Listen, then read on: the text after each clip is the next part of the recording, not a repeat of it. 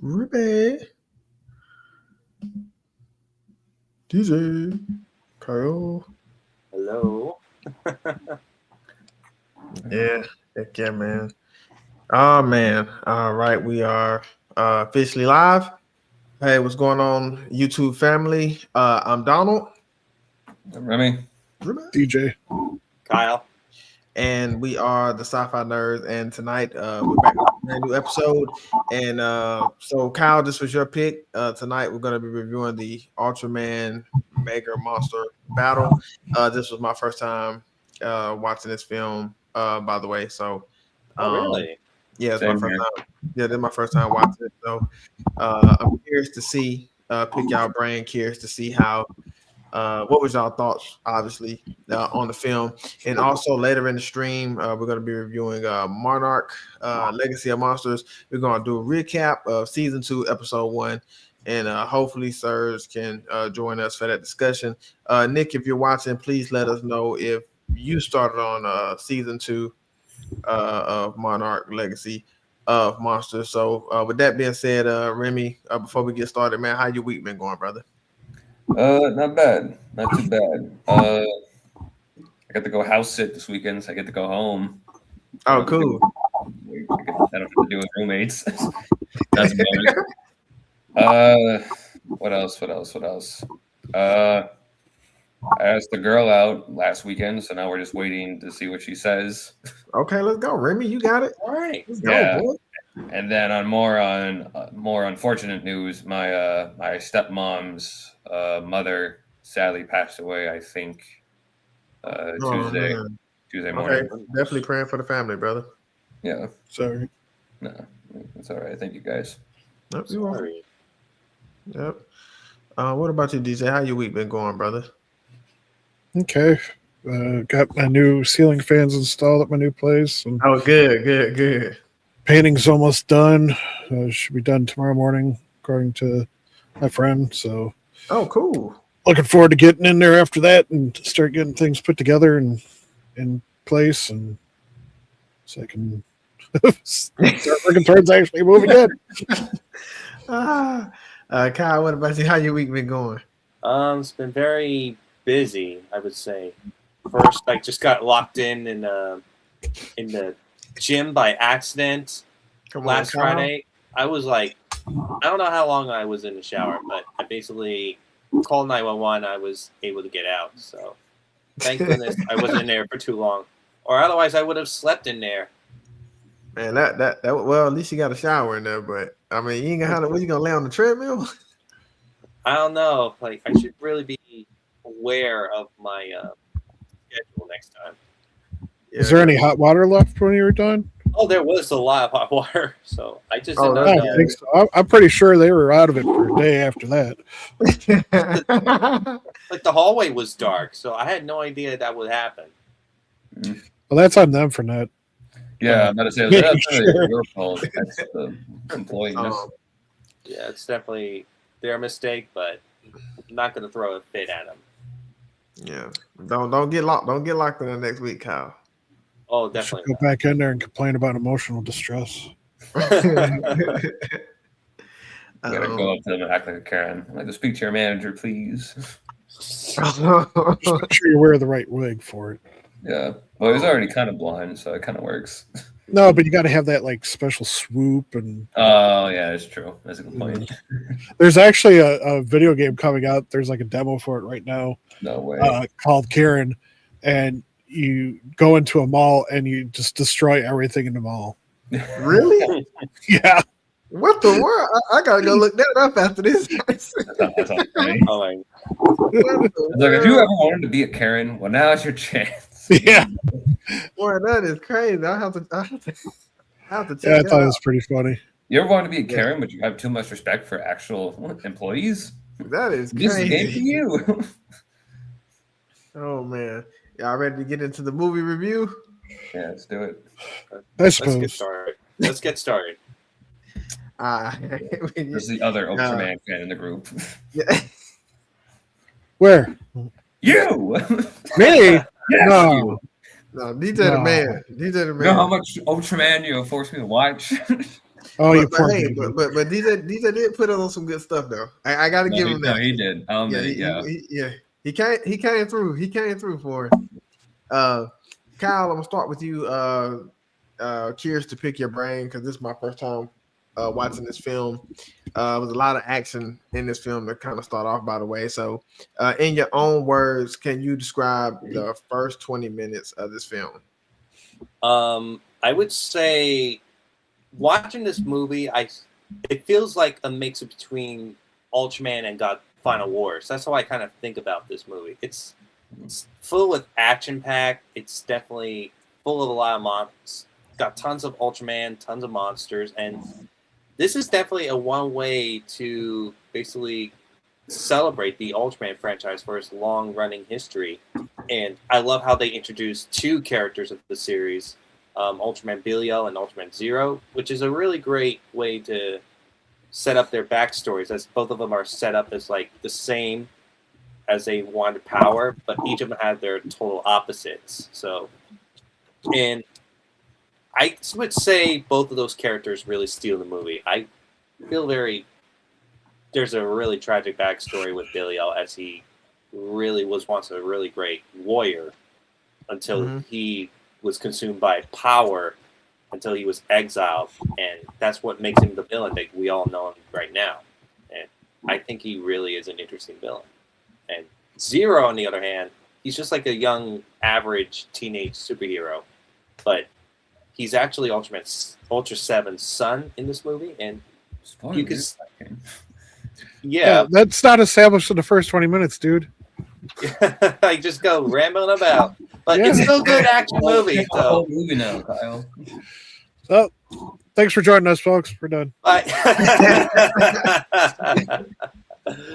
it's still a good movie, though. Still a good movie. What about you, DJ? In your own words, describe the first 20 minutes of this film. It's a good. They do a good job of establishing the mythos and kind of where everything is at this point in time. If I remember correctly, because things are a little fuzzy right now. Because I have seen this before, and I've also seen like kind of the prelude to this, which introduced that Raymore guy. Raymond. So, but they establish, like I said, they do a pretty good job of establishing kind of what's going on, why these people are involved in a story, and as Kyle said, there is definitely quite a bit of action right off the bat. So we get some good fights, and yeah, we do, yeah, and some ridiculousness. It's like these guys are like supposed to be the best of the best, and they're just being tossed aside. What the heck? Yeah. That I totally forgot to mention that. So it was a little frustrating to watch that first opening 20 minutes but again, that shows just how powerful Belial is and everything. So if I'm remembering correctly, because my brain's fried right now. DJ, that's how I was when I was watching it. My brain was I stuck with it, but I was just like, I had to stick with it. So I was able to keep up with it, from the time I watched it. But Remy, in your own words, how would you describe the first 20 minutes of this film?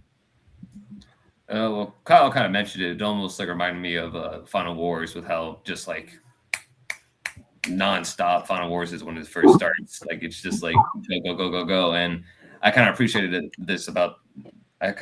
that about this movie. And like I guess like that's something I noticed with all the Ultraman movies. Like they always kind of start off with just like a fight. Like you're already in the midst of it. Like, okay, I don't know what's happening, but they're already brawling. So okay. So already kind of like that. Like at the first, we get introduced to all the Ultraman, the worldly Ultraman. We get introduced to Belial, and he kills the guy who was like, we will rule the universe together. Yeah. And Belial's like, and just kills him. Yeah, I saw that coming. Yeah, as soon as you start saying we, I was like, Belial's gonna go, we? Who's we? And we get introduced to his weapon, also that kind of like staff that he has that like holds all the monsters in it. I really like that weapon. I think that weapon's pretty badass looking. Oh yeah, it is. Yeah, that really cool. I guess like 10-minute long sequence of this Belial or Belial like beating the shit out of all the other Ultramen. Yes. Just like mopping the floor with all of them. Just like, oh, you're gonna go? No. At one point, I was expecting just to slap an Ultraman. Just go like, this guy. Yeah. The only one that seemed to put up like a decent fight was their like, I guess leader at the time, the one who had kind of like the horns on his head. Oh, that's Father of Ultra. Yeah, Father Ultra. He was the one that was able to like get a few good hits on Belial, but after that, it was like no. Yeah, it was around. Yeah. Like I think the film does a good job at establishing the stakes and like giving you a good idea like what's like the tension of like what happens. It already gives you like Belial already kind of won. He already kind of beat all the Ultramen and he took over the planet or he froze it. So that already makes him like a legitimate threat. So I appreciate that they just kind of established that in the first 20 minutes of the film. Yeah, I did like the space prison idea as well. That was a neat concept. Yeah, I did like that. I thought that was awesome. I did enjoy that. Kyle, I'm coming back to you. Which character was the most relatable to you in this film? I would say we saw a lot of characters, a lot of Ultramans too. I would say Ultraman Zero because the way he was introduced in the middle of the story is like he reminds me of myself, where I was probably struggling with all like I wants and needs, but he did not know that he would get burned, and his dad told him to not touch it because he's not ready for it, and he was so reluctant. You could tell that he really wanted to show that he's worthy.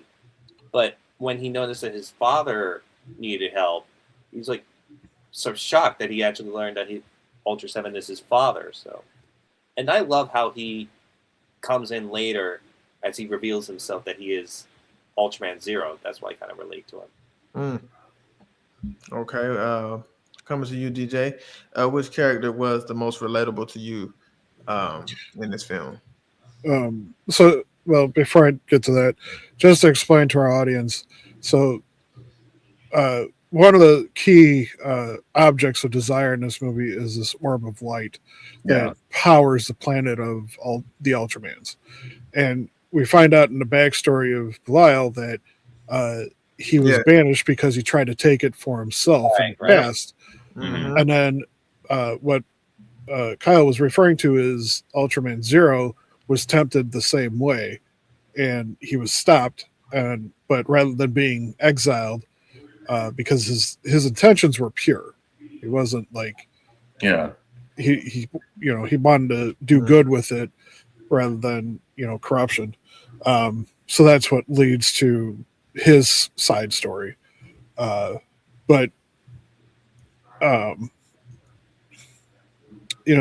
kind of hard to choose an individual character because like one of the main aspects of all Ultramen is they put others before themselves. They always try to rise and do the right thing and help people and save lives. So it for me it's hard to choose one. Because I could say the easy thing and go with Zero. But again, like I said, all Ultramen show that same kind of core belief. They believe in the good of others, and they want to help everybody. They want to protect not only their planet but all life. And there was so many of them too. That's why I was like, I want to ask this question. I was like, kind of see what direction y'all would go in. Yeah, and I like how they had pretty much all the Ultraman up to that point, featured, or at least make some kind of an appearance. So with the exception of my man, where was Tiga? He's in a statue. He's frozen in a statue at that point. Not good enough. I need it. Well, Remy, you can't choose Tia for this particular question, but which I'm out. character? I quit. I quit. He chooses Belial because Yes, I want power. Give me power.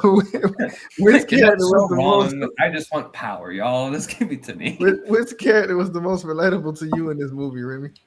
Gamora, I would say, is definitely the most relatable to me. I mean, all he wanted to do was scrap and just kick ass. I was like, no, that's a good pick. Yeah, and he was controlled by a human. Exactly. So you want to be a puppet? Good to know. Yeah, I want to be a puppet. Good choice. Got no strings on me. Nah, I'm kidding. I guess I don't know. I kind of liked what was it? I guess like one of the crew mates to raise. About the Zap crew. Yeah, the Zap Spaceys. Yeah, the Zap Spaceys, where that one guy was kind of like freaking out about everything. It's like, oh, that's Ultraman, yeah. And that's Ultraman and that. Like, I kind of related to that because like I'm a nerd, so like if I saw that in real life and I was like catching up on all the Ultraman and they were real and standing before me, I'd be like, oh crap, that's Ultraman Mebius, that's Ultraman Zero. Yeah. That's Belial. Like I'd be like all like pointing them out and everything. I'd be like, especially with the kaiju, I'd be like, oh, that's Gamora. Oh, that's Red King. That's Golza. That's Goldrass.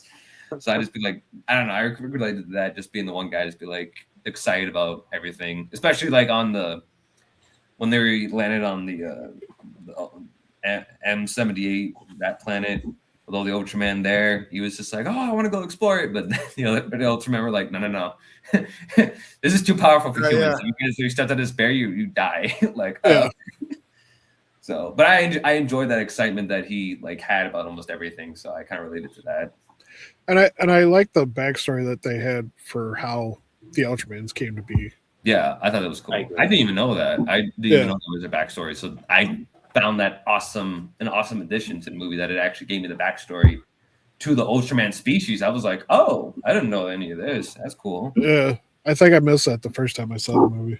Yeah, no, that was awesome. And we did get some pretty good backstories. It's one of the things I appreciated about this film, and just didn't give us something and then we have to, kind of go off theories or whatnot. So that definitely helped out a lot. And I feel like too, even for the pacing of the film, I was kind of still able to know what was going on based off of the backstories and how they simplified it. So I thought that was, because this movie's runtime was what, like 1 minute? I mean, an hour and 30 minutes? 1 minute. Yeah. Yes, it was 1 minute. And it showed Belial punching Ultraman, then that was the end of the movie. Like, okay. Yeah. Kyle, coming back to you, what did you like the least about this movie? Oh boy, it's hard to say the least, but I would say the 100 monster fight scene. That's really like, it was like the longest of them all. He's here. There he is. He does exist. I do exist. It was Hold on, good. Man. What's going? How you talking Ultraman? Talking Ultraman. I looked at the little like synopsis on the movie and everything, and I was like, oh man, I was excited to watch it today. I thought I was gonna have time after my kids' what's it called, the open house at their school. No, they had not along with the open house. Donald, maybe you've had this happen before. They also had a scavenger hunt for the kids. Yeah, there it is. Yeah. Well, they had a scavenger hunt for the kids, so I was like, we'll forget it. There's no way. Yeah, they having a carnival tomorrow. I know all about it. And the open house right behind it Monday. So yeah, I know. Yeah, but I'll do it. I want to watch it anyways because it looks cool. But yeah, you go ahead. No, you'll like it. Oh, good time. You'll definitely. But the fight scenes are like so long. It's like it's nonstop. I was like, oh my goodness. I don't remember being that little like waiting to get to the final part where they could kick Belial's ass. But I was like, damn. So long, but how dare they have it. fight scenes? Yeah, Kyle. I mean, that's a negative. The fight scenes are too long. Good. I want As a long fight kid. scenes. I hate it when a movie cuts the fight too damn short. I'm like, no, make it long. I mean, I was like little, but I don't know. But I think I love all parts of the movie. I don't have anything at least to say. Okay. All right. Cool. Now this. What about you, DJ? What did you like the least about this movie? Too much yapping. It should just been one fight after another, no talk, just fight. Everybody's fighting across the whole universe. What about the backstory, DJ? No backstories. They have the cutscenes, just flashbacks, whatever. That fills it in. Yeah. Just press X button. I kind of alluded to it earlier. Just and I get why they did it, but just the first fight with Belial against the Ultramans and just him like I get him mopping the floor with like the newbies and stuff, the students that were training and everything. Mm-hmm. But you had the actual Ultraman from all these different series that have fought like Great Evil and stuff, and all of them are just being swatted away. And then you get to the father Ultra Father, and it's like, okay, he's gonna kick ass, and he puts up a decent fight, but he still goes down pretty quickly, and it's like, what the heck? Seeing that fight scene, it made me question, because in the movie they show it, Ultraman King is still around, so I'm like, yeah. Where are you? They needed you back there in the planet. I know, he's just off like, man. This all could be prevented if you were on the planet with them. What are you doing training this asshole? Get back to the planet. Yeah, he's just off gallivanting. Yeah, like, I wish Ultraman 7 should have said the signal like right away, but like, Ultraman King, we need you now, buddy. We need you now. Belial's back. He's killing us. Please help us. Yeah. Like, what? Well, Ruby, I guess you had already started. So, what was your least favorite thing about this movie? Well, that was one of them, but I think the other one was that I thought like the final fight was a little bit underwhelming. Like I thought it kind of like ended a little bit anticlimactically. I was like, oh, he just gives him like one little slash and then that's it. I'm like, oh, I was expecting more from that. Like I was almost expecting them to like put the light back on the planet, and then we got like a whole 100 monsters versus like a whole 100 Ultraman. It's like a huge ending game battle. I thought we were gonna get something like that, but we didn't. So I was like, oh, Yeah. that's a bit disappointing. Like it was still good, it was still cool, but I wish that they just could have gone a little bit like more. I wish they could have gone like overboard with it. Like I thought the movie that DJ and I looked at one time that also starred Ultraman Zero. You know what I'm talking about, where he turns into Arc Belial at the very end. Turns into yeah. I thought that finale was way more like bombastic than this one's. I was like a little disappointed with that. yeah. I don't know. So you said you didn't get a chance to watch the film. Well, my right? least favorite thing about this movie is that I didn't get to watch it. Okay. Oh, Good yeah, enough. right. We'll take it. All right. still say something. we'll take it. Kyle, I'll come to you. I have a few more questions for this film, and then we'll jump into our Monarch discussion. So we saw quite a few monsters in this film come back into the series. So who was your favorite monster that you got to see in this particular film? Basically Gomorrah. That's all I have to say. He's still my favorite guy. But if I had to say for a second character, I would say Zygergas, because he's definitely one of the most popular monsters in the Ultraman, because he hasn't really been seen since the first Ultraman series. And the big fight between the two is what really gets me pumped. It's like, Okay. I would say this is like Godzilla versus Gigan all over again, but this one is so cool. I mean, I can't They get were enough. scrapping in this movie. And see Gamora do a kangaroo kick. I mean, like that is definitely Gorosaurus move. And land on his feet. That was just still Gomer is still my favorite guy. Still the Prince of the Monsters. What about you, DJ? Who was your favorite monster that you got to see in this film? I mean, Gamora is always cool, but there's other versions of him that are better. But it's always interesting to see the like little furball one that was kind of hanging out. Oh, okay, yeah, I know what you're talking about. You know, with Zero. Oh, Pigmon, yeah. Yeah, it's interesting because he's not a giant monster or anything like that, and I think there's been a couple times where he's been like a bad guy, but not like not like super evil like some of the other ones. Typically, he's portrayed as just kind of like a innocent bystander. Yeah. So it's nice to see that again. Yeah, that's about it. Okay. All right. How about you, Remy? Who was your favorite monster that you got to see in this film?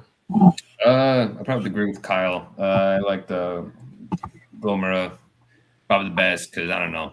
I've always like found myself like attached to him like since I was like even like not being a big fan of Ultraman, but just seeing clips of him, I was like, that kaiju looks pretty cool. So like I like the fact that he was like kind of like the main one that was helping out in this movie. So I enjoyed that. But I also kind of liked seeing some other kaiju that I recognized, like Red King was one of them. Golza, I was like, awesome. Yeah. And then Goldras was another one from the Tiga series actually that I've seen before. I was like, oh, he's in this, cool. Like he was in there for like a split second, and then he got blown up. I was like, oh, hey, he's here. Oh. Well, that's okay. Yeah, but no, I liked seeing all of them, and of course you got Zeton there. He also gets blown up. But yeah, I think my favorite was probably Gomera, the same as Kyle. Yeah, and I do agree with you, Remy, because we saw so many Ultraman and so many monsters in this film. I thought we was gonna get like just this big old group of Ultraman on this side, big old group of monsters on this side. They were just gonna meet in the middle and just start going at it. That's the only thing I wish that really would happen. Out on that. I know that was their opportunity to just like everybody to go all out. That's the only thing, man. My question: what do you really think of the monsters combined into one? Like, were you like all shocked to see it? Because that's what I saw when I did not really think they would all merge together into one gigantic monster at the end of the movie. I will say when Bilal got kicked in the what was that lava or whatever he got kicked in, I knew he wasn't done yet. I wasn't expecting like I forgot to mention that he wasn't really dead when I thought he was over. But seeing him merge all the monsters. Yeah, I'm glad he wasn't. I also would have been even more upset. Like, really, just kick him in the lava and that's the end of the fight. I didn't expect that. I just know when everything started shaking, and then he came up. When I seen all the monsters, I was like, "What the world?" Yeah, I thought it was cool though. Yeah, it was cool. Like kind of like Eldritch horror in a sense, with just all these monsters forced to combine with each other. I was like, ew.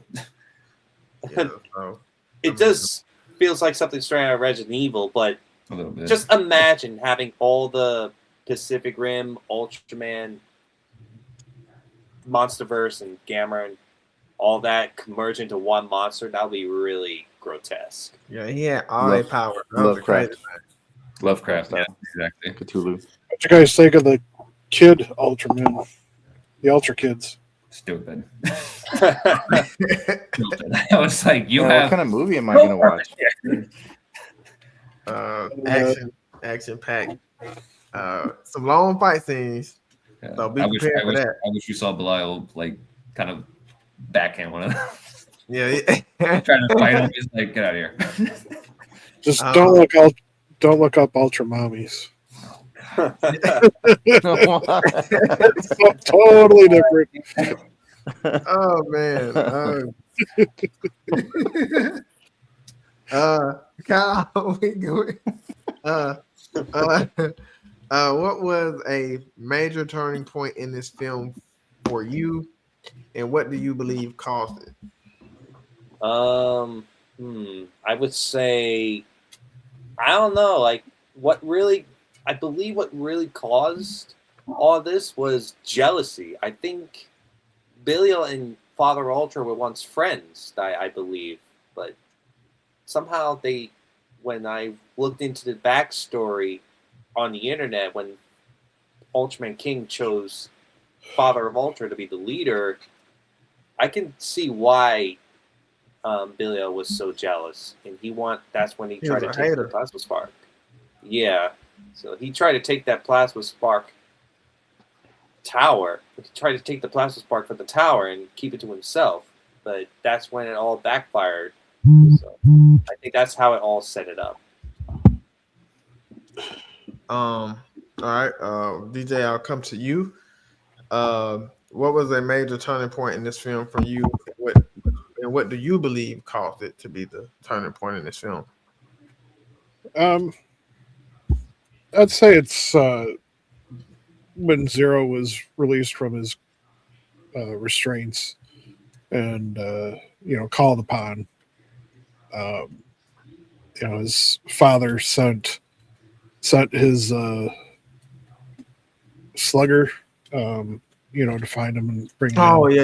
Mm-hmm. Oh, and so like it was a turning point for him because he didn't know that Seven was his dad up until that moment. Yeah, and so the other Ultraman that was practicing with him and training him and stuff was like, it's your time, like it's time to prove yourself. And and it kind of reminds me of Goku taking off his heavy clothes when he first fought Raditz and stuff. Oh yeah, the weighted clay. Yeah. Mm-hmm. Oh. And it was like, oh yeah, I can move around a lot faster now.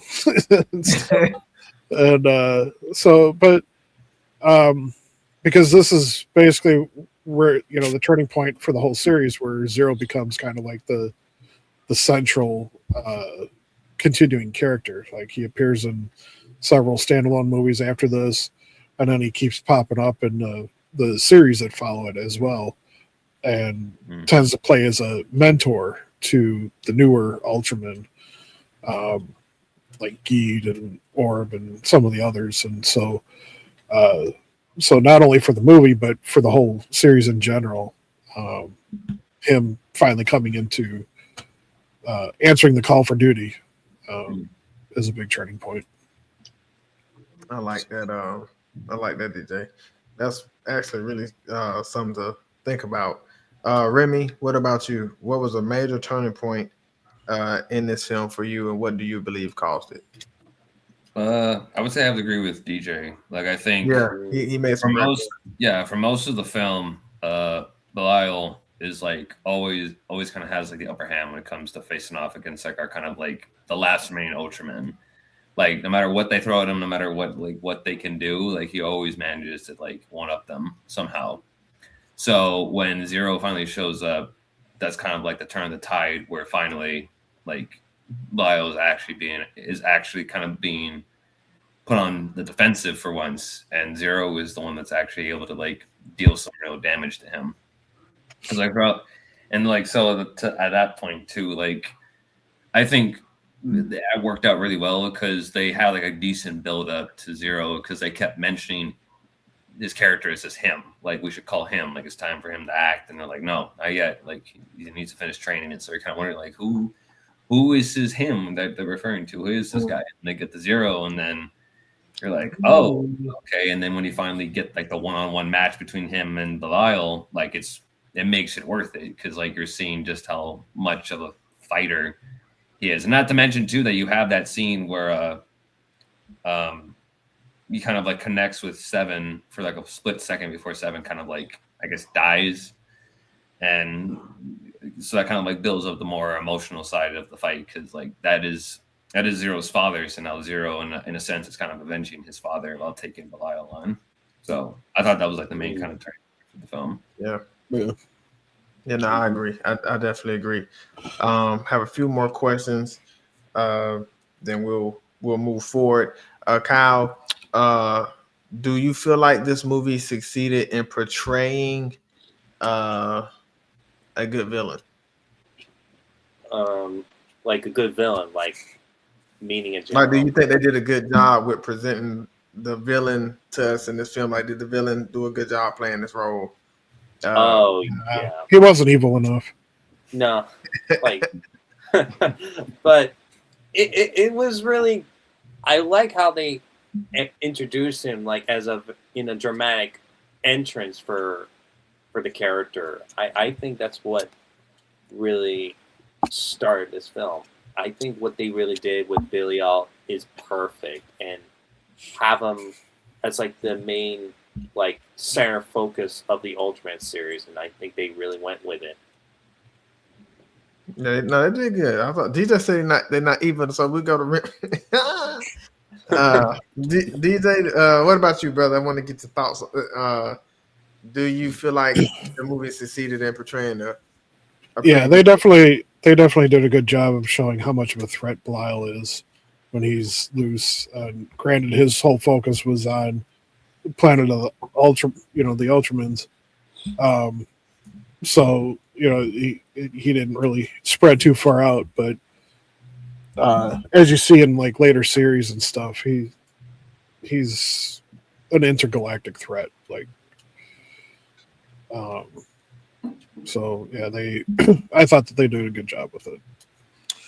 Yeah, me too. I thought they did a really, really good job. He flapping all the Ultraman around at the beginning. That's wild.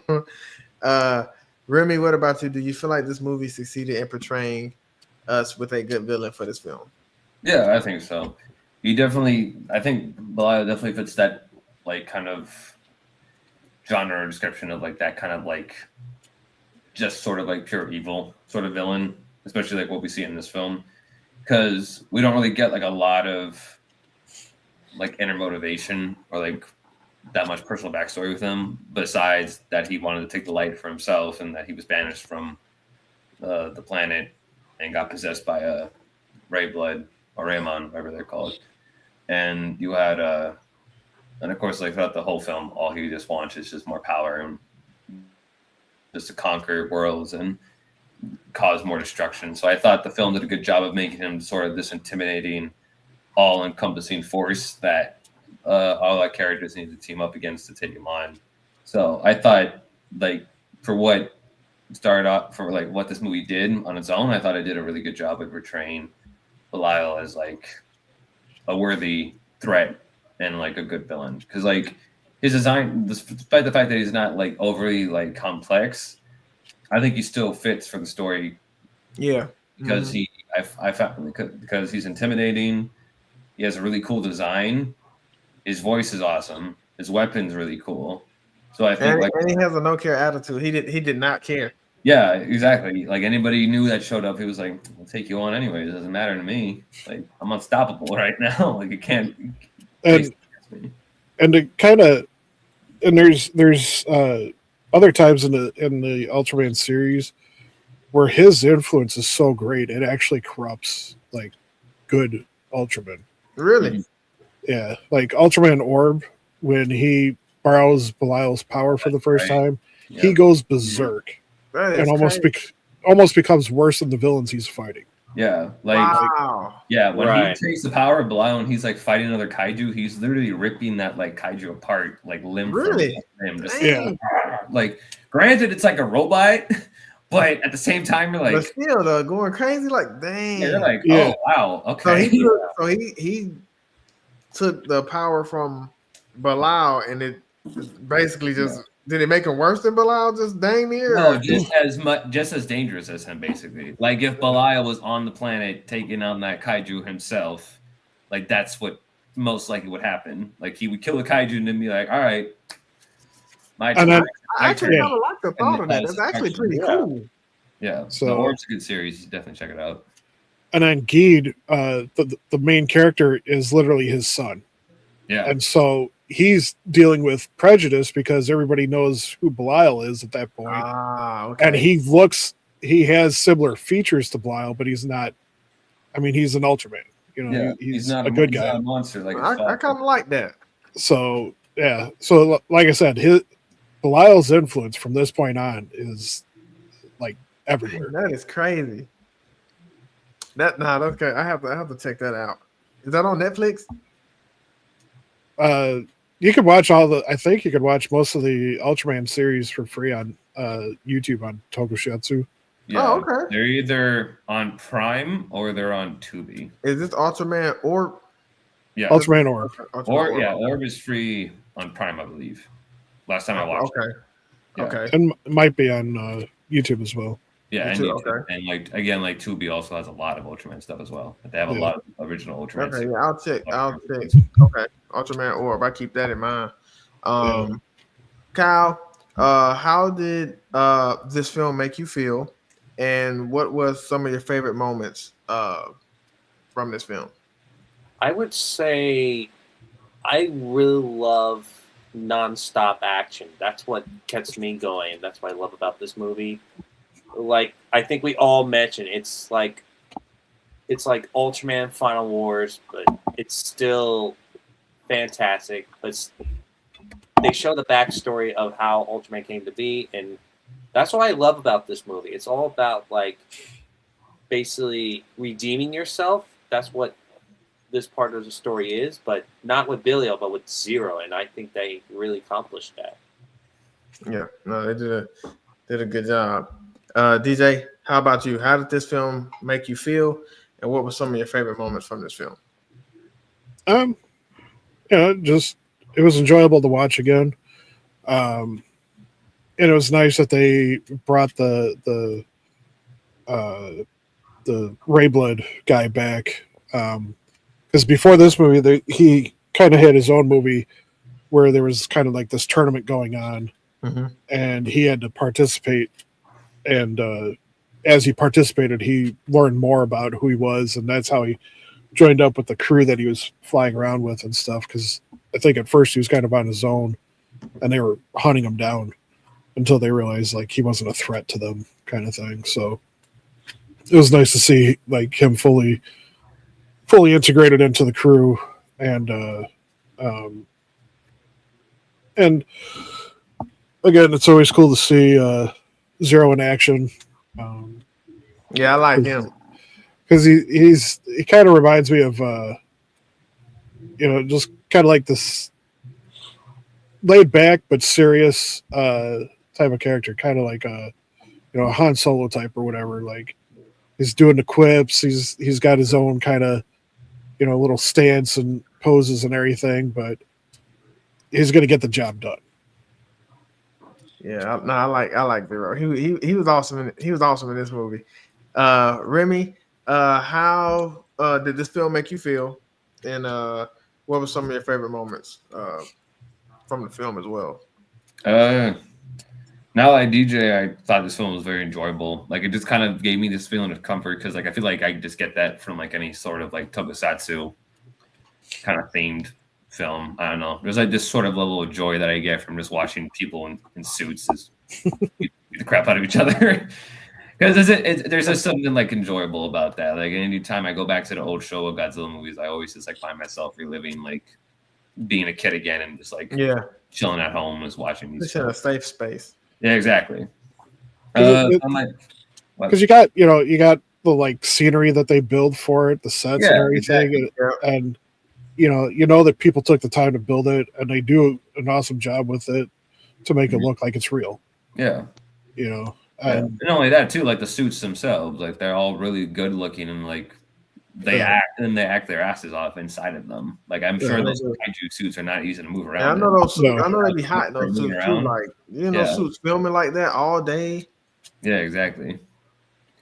I think some of my favorite scenes, I believe, are the opening with Belial taking on all the Ultramen. I thought that was really awesome. What else? I guess any kind of fight scene with Gamora involved with it, because I just found that fun. Like he was just deploying a lot of wrestling moves, a lot of WWE stuff. I was like, okay, like I'm not expecting a kaiju move like that. So I'm watching this and I'm like, man, we need Godzilla on the tail with the kick. Yeah, I'm like, we need to see Godzilla start moving like this now. I want the Monster versus to drop all physics and just let Godzilla perform Like he'll be a cheat code. I want him to let use him an do elbow that, drop. In the next movie, I better see Godzilla deploy an elbow drop in Space Godzilla. Just Hey, full he did the suplex. Yeah. He did the suplex last time. not good enough. I want more. I want Godzilla to pick should have up did an the actual. No, you suplex. understand? I want Godzilla to pick up an actual chair and hit Space Godzilla on top of the head with it. So what you're saying is you want Godzilla versus Megalon. Basically, yes. You want the yes. I you want the flying. I want flying drop kick. I want Godzilla Hedorah, to fly. the Hedorah flying. Yes. I want Godzilla to put on a chair, and I want somebody out of nowhere to just go, "Oh, he's got a chair!" Oh. Just for that scene. But yeah, I enjoyed all of that. I guess all the fight scenes I thought were really awesome. I like that one moment where Ray Blood kind of like goes berserk for a second, and he kind of fights his like crewmates. He had that one crewmate who just like literally punches him in the chest. He's like, "You gotta snap out of it," and just punches him right there, and then he goes back to normal. Yeah, I was like, "Oh, that actually worked." I didn't think that was gonna work, but it did. And then, like, of course, I did like the ending where 7 and 0 managed to kind of like come together as father and son for the first time, knowing that they are that they are family. And so like I kind of like that like hug that they gave each other. I was like, all right, you got me. The feels, man. The feels. Yeah, it definitely was a feel good film. This is the last question, unfortunately, for this film. Kyle, out of 5 stars, how would you rate this movie? I would say 5 out of 5, is because it's nonstop action pack. This movie feels almost like Revenge of the Sith sort of way, because with all the Ultraman getting killed off in the opening, but they get revived at the end.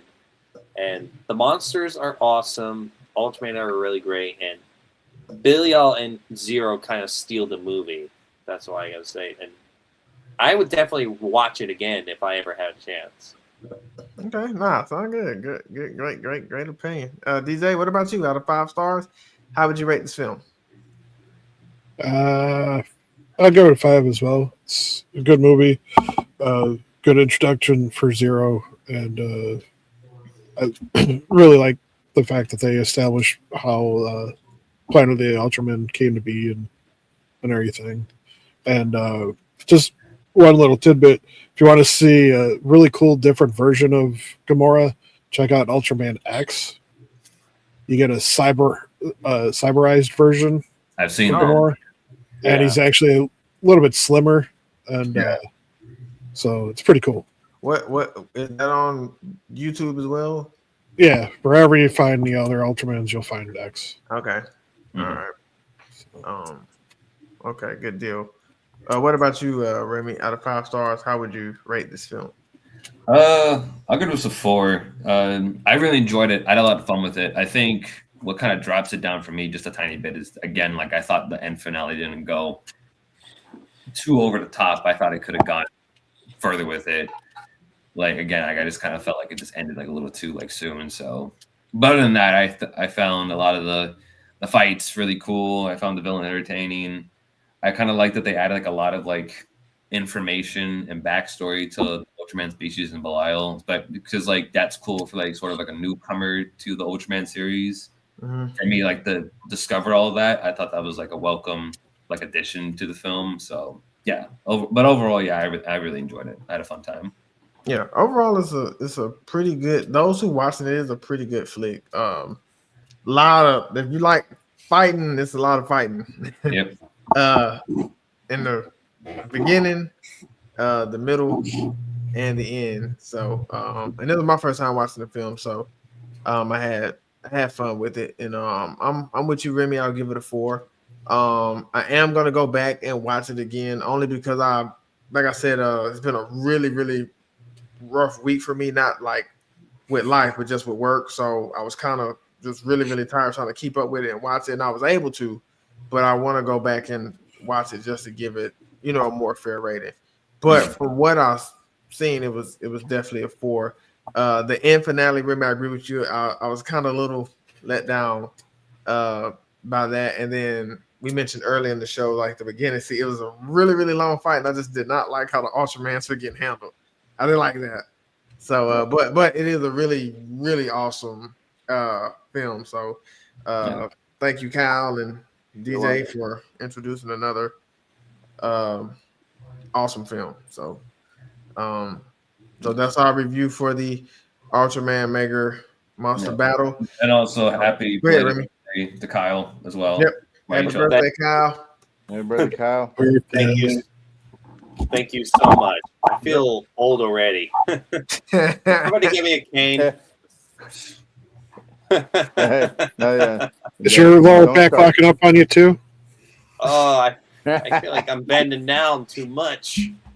So, sirs, we know we got to get out soon. Of course, well, we all do.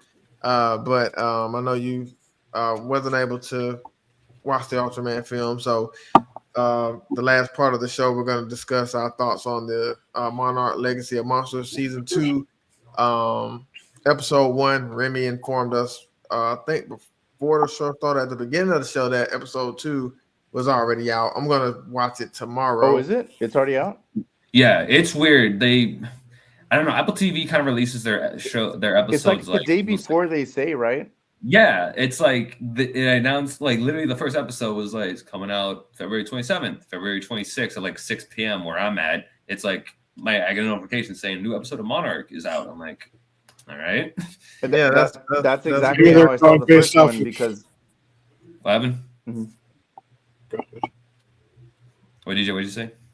I was just gonna say maybe they're going off of like the Greenwich Mean Time. That's probably Yeah, maybe because I like the only reason I knew that I knew what day it was coming out, but but then the other week I saw like on Instagram during the day like new episode out now, so I was like, wait, what? Oh, okay. Yeah. So I'm not. So sorry for not further ado. If you want to give your thoughts first on Season 2, Episode 1 of Monarch of Legacies, let us know your thoughts. How do you feel about the first episode? Wait, me? Yeah. Oh, sorry. No. So I was wondering if I could see like just a general question. What are we doing? Yeah. I mean, I'll keep it spoiler free. I mean, Kyle, I know you haven't watched it yet. I only watched a little bit of the opening on Daily Motion, so I might have to renew cool. Well, Apple. So Monarch is the only reason I renewed Apple, so it's fine. So I think it's really good. I mean, you can tell from the previews that they really upped the budget on this to include more monster stuff. Yeah, like I mean, even the first episode, man, I think the first episode had more monsters, more action than just about any episode in Season 1. Everything that Season 1 did good, Season 2 is starting off doing better. Everything that Season 1 didn't do good is a little bit more subdued this time around. You know, like, are we getting monsters like every minute? No. And that's fine. Like, I mean, we don't get monsters every minute in regular Godzilla or monster movies, right? Yeah. Right. You know, was the human drama integral to Season 1? Yeah. Is it still? Yes. But it's not front and center all the time. And there's a bit more. There's more movement in. There's just more movement in general. In the plot, I think like the story definitely feels like it has. I was telling Don about this at the beginning. I think the story definitely has. It feels like it has a much more momentum in it than Season 1 because I'm like we got like a forward straight goal, just take on Titan X, and that's it. They ramped it up. Bullshit. I might just go straight to it, man. Like come on. They've ramped it up a little bit. I mean, they did. It honestly feels like I'm just watching like a cut up MonsterVerse movie, except that this MonsterVerse movie is like coming out the door like swinging. because it's good. It's good. Like there's like you don't really get a chance to get like, wow, this is a lot of human story that I don't really care about. You know, it's still there. You know, it's just not as much. Yeah. So I've liked it. No, I liked it. agree. I'm looking forward to episode 2. I mean, if it's out now, that's great. But I actually started watching after this. I'll see you tomorrow. I actually started watching episode 2 before the podcast. Yeah, it's still keeping up the momentum. It's still pretty good. Oh, okay, good.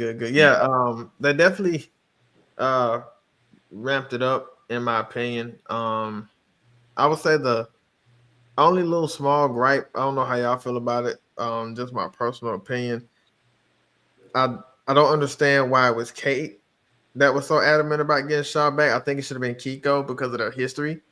That's probably really like the only thing because she was the one that was very adamant about getting him. But I thought it should have been her.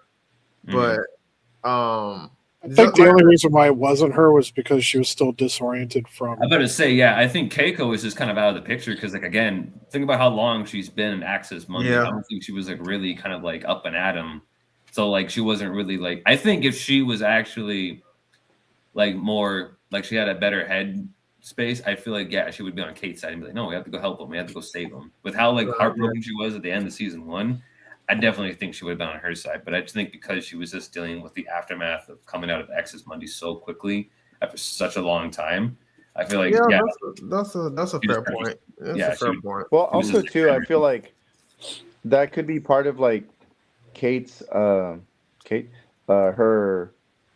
character development because I mean, think about it like in the first season, she's very whatever. You know, like she doesn't really care about anybody else. Yeah. And to me, it was kind of like, oh, cool. Like she's grown to actually care about these people that she's running with. You know, Shaw, the others. You know, like she's actually. I mean, because let's be honest. I mean, Kate and I don't know the other girl's name. I forget. May. Talking about May. I don't like May. Yeah, there you go. Or May. Yeah, May. My least favorite character. I freaking hate May.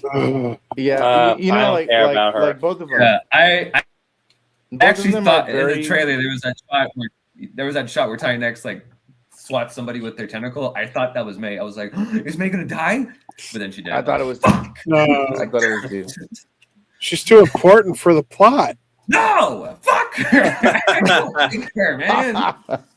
God, she's irritating. Right, you know what I mean? Like, she's just so freaking miserable all the damn time. I'm like, my God. Like, there was a couple of characters, right, that were very just whatever. So for Kate, I was like, okay, cool. Like, she's starting to actually care about people and care about people around her, and it's like, come on, man. Like, she's been running around with Shaw, like, freaking alternate, like, dimensions on Earth, you know. So I would hope after all that, you know, she actually begins to start caring about people. That's the way I saw it. Yeah, no, I agree. I thought that was like a good character motivation for her. Honestly, with this season, I actually am a bit more like I think open to the human drama because they're actually going to be covering stuff that I find interesting. Like I want to see the relationship between Kate and her father develop. I want to see the relationship between Keiko and Hiroshi develop because again, Hiroshi lost his mom at a very, very young age. So like I want to see them kind of like reconnect again. I feel like the human drama in this season is going to be a little bit more interesting because it's actually going to be revolving around characters that I actually liked or at least tolerated in season 1. So I'm like, well and it's also revolving around characters that are finally coming together. Yes, exactly. Yeah. Exactly. Yeah, I enjoy that part about it a bit more. What do you guys think of Kong? Let's get to the actual kaiju. Oh man, I was gonna speak on him. I love how they give him the emotion when he looked at them. He was very upset with them. Like, do you know what I just did? That's what I like the most about the episode. Just his emotion. That was cool. I like that a lot. I enjoyed that. Kong looked really good in this series too. He looked really good. Yeah, I love that shot where they had like the portal opening up. Spoilers, Kyle. I saw the ending of the first season, and I was caught up with a little bit of the first episode. This is the end of the first episode, so either. Oh, okay. I don't know. Okay, I must be thinking of season 1, so never mind. Okay, then. But at the end of this episode, when they have the portal open up and trying to get Shaw out, I love that shot where you see Colin kind of like walking up, like he's got the swag on him. He's like, yeah. He's like, what's going on over here? He's like looking around. He's like, what the? You opened that portal again? Damn it! I thought I told you to turn that crap off. And then like he's mad. I actually like the fact that Kong doesn't really go after the humans in that part too. He only goes after the portal. He only sees that as like the main threat. Because humans is like, I don't know what you're all doing, but whatever, and he crushes it. And of course, Titan X escapes, and he's like, what the? He's like, damn it! He starts running after him, and Titan X just gets the hell out of there. Like I'm in the water. Like I actually thought there was a fight between them. Like in this episode, I was like, is episode 2 leading to the fight between Titan X and Kong? I'm like, that's pretty early. But of course, Titan X escapes, and Kong is all pissed off about it. Like, what the? Yeah, he hot, man. Yeah, but I like Kong in this one. Like, I thought I do like his design. Honestly, I think it's like a good like mix between his 2017 design and his 2021. Yeah, that's what I was thinking. Yeah. So I binged everything to be. So I got through the whole first season and watched episode 1 of the second season. And I would be happy if May just disappears. Yep. Yeah. I am so sick of hearing about how her coding is so important to everything that this evil, corrupt corporation just, has to go to all ends of the earth to track her down because, she's the only one that knows how to code. Yeah. Like DJ's like, I know how to code. Come after me. It's just it's like I have yet to see anything that's like why she's so wise beyond everybody else and like figured out this one unique algorithm that nobody else in the whole galaxy can figure out. Yeah. Which is probably false because I'm sure a bunch of people in Monarch could probably do it themselves. Yeah. And like how Robbie mentioned earlier, I do appreciate Kate's kind of development with this first episode. Because it was getting very annoying through the first season, just like whiny, like what was me, like honestly, the best part of the first season was more of the past. I enjoyed those characters far more in the past than the present. I was like, I like Randa, I like Lee, I like Keiko. So now that they have them being more prevalent this season, I'm like, yes, thank you. I want characters. I actually like them. Yeah, both versions of Lee, like his younger version, which is his real life son. Yeah, then you got his older and his current version. Like those are the characters I want to know more about. Exactly. Like I want to know more about Hiroshi. I do love the flashbacks. I like the flashbacks between. Yeah, I do love those flashbacks. Yeah. And I didn't realize that John Goodman's character was the guy. Like, oh yeah, I was so lost. I'm like, obviously this guy's important or whatever because he's part of this trio, and then they're like, it's like, and then they're showing him watching a video of him, and I'm like, oh. I totally forgot what his character's name was. Season so long, you're him. Yeah. Which makes it more tragic because you realize, he got eaten by a skullcrawler. Well, man. Well, yeah. I like as I was watching John Goodman's character, I'm like, I completely forgot what happened to him. Then you realize, he got eaten. Oh well. But I do like that. The kaiju they show that he the one that can fly but have the electricity. I forgot his name, but I did like that kaiju too. That was pretty cool. Psycho Vulture. Yeah, I liked that. That was cool. Cool. Yeah, we actually got some comic Titans from the comics. I thought that was awesome. The Psycho Vulture was one of them, and then the other one I think was like a Viper Monkey or something like that. I don't know what the other one was called, but I think that other one has also been in the comics as well. So that's cool that they're bringing in kaiju. They're bringing in monsters from the comics into this show. Like I think that's really neat. And it was also interesting that they didn't have the dome built yet for Kong. Yeah. Well, this is 2017. I think that comes in a bit later. Maybe like 2018 or 2019 at the latest. Yeah, obviously. It just when I remember when I saw that movie and they were establishing the dome, it just seemed like it'd been there a lot longer. Oh, yeah. I got you. Oh yeah, I got you. Yeah. Did I want to ask? What did you think of the final? I like the callback to, and this isn't like a spoiler because if you go online, you can see people talking about it. Mm-hmm. Just how like Titan X's a Biolante-ish look. Mm-hmm. Even though we don't see much of Titan X, but we do see those other little sea creatures, which are also in the like the previews and whatnot. Which to me is a callback to the little creatures at the beginning of Godzilla 1985. Oh yeah, the sea lice. Yeah. Yeah. Well, I kind of see that. I didn't think about that. That's actually kind of cool. Yeah, I can see the resemblance. Yeah. Did I want to ask you, what did you think of the fight between Godzilla and the Iron Dragon last season? It was nice to finally understand what was actually going on, because I kept seeing that clip, like him walking out of the beam and just what's going on here? Iron Dragon a little bit. Yeah, he's got his hands on his hips, like what the. Yeah.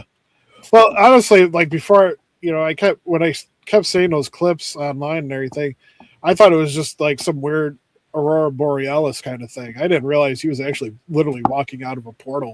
Yeah, which just made it even that much cooler. That entrance is bad, man. But that was pretty cool. I like how he just rips its wing off and it's like, all right, you're done. Yeah, he tosses it back to the portal. He's like, and goodbye. Like take out the trash. And that goes to the next thing, man, is that like the graphics and like in that shot alone, like a show. Yeah, the cinematography on Apple has no business looking that good. I mean, exactly. That's crazy too. I want to say like I prefer the way Godzilla looks there, graphic wise, over like the new Empire. Like it just, I don't know, man. Like it looks very King of the Monsters, like semi 2014. Yeah. It just looks more realistic for a giant irradiated monster, Yeah, I think too is because I think we were getting so used to the pink design that they actually have Godzilla's like original design and like the OG blue come back. We're like, oh right, this design. This design still exists. So we were just like happy to get that back for like a split second before we got acquainted with the new Empire's like pinkish dorsal plates and whatnot. Mm-hmm. Yeah, but we're gonna get that design back in this season because he's gonna look the same. He's gonna look like his King of the Monsters designs. Yeah. Well, I'm looking. What do you think of the fight scene in the pod? Talking about with the scarab or whatever. Yeah. Oh, I thought that was cool. I love. Yeah, that was awesome. I thought the way he took it out, he like ripped it apart, like ripping it in half. He like stabbed it with he took like two things. Yeah. And how he spent around in the chair, he had to get. That was cool. Yeah, I thought that was a really cool scene. Like, I didn't even know nothing was in there with him until it attacked. I was like, what he got in there? Yeah, that actually kind of jumped. That actually got me a bit. I was like, oh, that jump scare got my wife. I was expecting it too, Donald. So I was like watching. I was where did he? How did he even? Yeah. No, I thought that was really cool. Yeah. No, I'm looking forward to the rest of the season. I'm ready. What I'm really interested in is I want to know the reason why Godzilla's attacking the city, and because there's a couple trailer shots where Godzilla's in Tokyo, he's causing a bunch of destruction. So I'm like, what's causing why this? Is he there? Why is he there? Because that's the start of Apex's building of Mechagodzilla. That could be it. Or I also heard another theory that maybe that's true. Maybe it could be that also Titan X is near Tokyo, and maybe the scarabs are there, and so Godzilla's like looking at them. He's like, "What the hell?" And he's like, maybe he's following them, and just they're in the midst of the city, and Godzilla's just like, "Well, Could Sorry, be. Prince. I gotta make a trip through town real quick. Sorry. But wouldn't but yeah, I'm interested but to see if what happens. Titan X was coming off of Skull Island, isn't that on the other side of the world, Pacific? Yeah. No, I'm saying is no, that okay, like no, never mind. It's I guess kind of close. He really having to pick his poison right now. Either he's gonna stay on Skull Island and fight. Now he going out in the water thinking he's safe. yeah, and he's like, oh, you're in Godzilla's territory, which is technically the whole planet. Yeah, like I gotta protect my whole domain. Shoot. Exactly. I need to protect my image. Yeah. Get out of my ocean. Maintain the balance. Exactly. No matter the cost. Even if it means killing an innocent kaiju like Tiamat when she was doing nothing. So yeah, She was going to be a threat eventually. Yeah, she was starting it. She was starting it. Yeah, I mean, Scylla I can understand because Scylla was kind of pushing her luck a lot, and Godzilla was like, "All right, you know what? I'm done. I mean, for all we know, Godzilla was like, "Hey, like, I need your house," and Tiamat was like, "Over my dead body," and then Godzilla was like, "Much obliged." He was like, "Okay, challenge accepted." Just killing her. Yeah, I just choking her. I mean, Godzilla ain't gonna waste time. He's like, I got Scylla was already kind of pushing it in Godzilla's dominion, I believe. She was already kind of that's why already showing out. At the beginning of the new Empire, that's why it makes sense where Godzilla just straight goes for the kill with her because she was already kind of pushing her luck a lot. So Godzilla was just like, I'm done. I gave you too many warnings. It's over. You're doing this, man. I told you once. I told you twice. Yeah, that was gonna be fun when we get to Godzilla because Godzilla's not gonna know how to handle that. He's gonna go. I don't know what to do about this. This guy has telekinesis. What do I do about this? Oh man, I'm looking forward to watching that. I'm looking forward to episode 2 tomorrow. Yeah, I'm looking forward to episode. What's Pong gonna do? Tomorrow. Nothing. So, anybody else have any final thoughts they want to share before we close? I'm good. All right. With that being said, this was our we had 2 reviews. So did the UltraMan MegaMonsterBattle review, which was a great review. And then we had the mini review of Monarch Legacy of Monsters. So those who are watching, we're grateful and thankful for you guys watching. We thank you for the support and love that you show us. And with that being said, you can catch us next week, 9:00 p.m. Central Time, with another awesome movie review. We don't know what movie we're going to be reviewing, but we will be reviewing the movie. And so I'm Donald. I'm Remy. DJ. Kyle. Serge. All right, y'all have a good night. Peace. Let's finish it. Well.